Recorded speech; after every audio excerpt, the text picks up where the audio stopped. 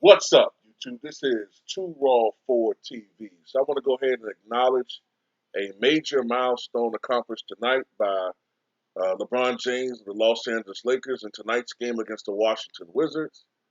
Um, LeBron James passed Utah Jazz great Karl Malone for second place all time in pro basketball scoring. And, I include the ABA as well as the NBA. But even when you combine both, Karl Malone was second all time with 36,928. LeBron James came into tonight's contest with 36,909 points, needing 19 to pass him, and he has surpassed that total. As of my recording, LeBron has 28 points. Of course, in their last meeting, LeBron had 50. So LeBron James is certainly out there chasing points. You know what I'm saying? I mean, at this point, he's getting the pass from the media for doing so, because LeBron James never has help.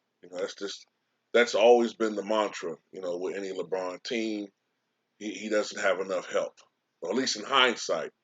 He doesn't have enough help, or the help that he did have somehow magically become inferior in the eyes of LeBron James dick licks. But Karl Malone, he could have scored more points though. I do want to make that. Uh, I do want to note that about Karl Malone. He could have kept playing, but after the passing of his mother in August of 2004, I believe it was it 2004 or was it 2003? No, no, no, no. It was 2003. It was 2003 because it was a month after he signed with the Lakers. He signed with the Lakers in July. His mother passed away in August, and you know, that was the first year Carmelo suffered a serious injury. He missed half the season. He didn't play very well. And I think he attributed that to his mother. Like he just lost some of his passion for basketball when his mother passed away. And he lost a lot of his drive for trying to pass Kareem because had his mother lived, he would have kept playing. Um, One thing that gets forgotten in time is that he was going to sign with the San Antonio Spurs for the 2004-2005 season. And in hindsight, he probably would have won a championship.